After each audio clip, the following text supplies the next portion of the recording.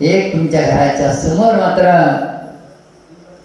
एखाद्या आजूबाजूला धरती मातीवरती जमिनीवरतीच धोत्र्याचं झाड लावा. धोत्र्याचं. आणि धोत्र्याच्या झाडापाशी तुळस लावा खाली. टाणाटणा करणे कवटळ मात्र तुमच्या घरात मिळणार आणि तसा व्यक्ती तुमच्या घरी येणार नाही. आला तरी त्या झाड पाहिल्यानंतर तुमच्या घराच्या समोर तो थांबणार नाही. आम्ही सांगितलं काही नंतर लावलं ते आणि असे उलटे सुलटे करणारे मात्र घराच्या समोर येत होते ना. ते म्हणते हे झाड उपटून टाक, हे झाड उपटून टाक.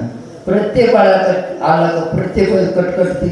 तुला काय त्रास आहे या झाडापासून नेमकं ते झाड उपटून, तुला का त्याचे काटे टोचते नेमकं काय. तर त्यांना माहिती होतं ना सोमेश्वर बाबांनी हे सांगे म्हणून असं. हां तेव्हा त्या जीवर हात करते बा. आता ते तुमचं आपलं मौन सुटलं तर सांगतील बा त्यांची मला. हां म्हणजे त्या व्यक्तीला इतकं असं होऊन जातं ना नेमकं बस त्याला त्रास होतो त्याच्यापासून आणि आपल्याला म्हणतात म्हणजे तू त्याच्यापाशी धोत्र्यापाशी तुळस लावा जमिनी एकत्र.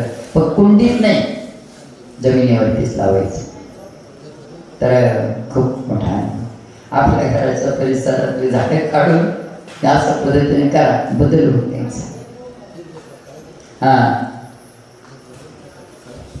काळा धोतर आणि आपला निळा राहतो तो, निळा राहतो तो आणि सफेद राहतो तो पण नसला तरी चालतो.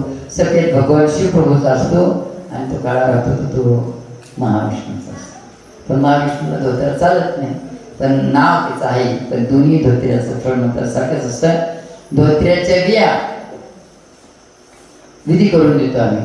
धोत्र्याच्या बिया गहू आणि थोडंसं कोरडं धन.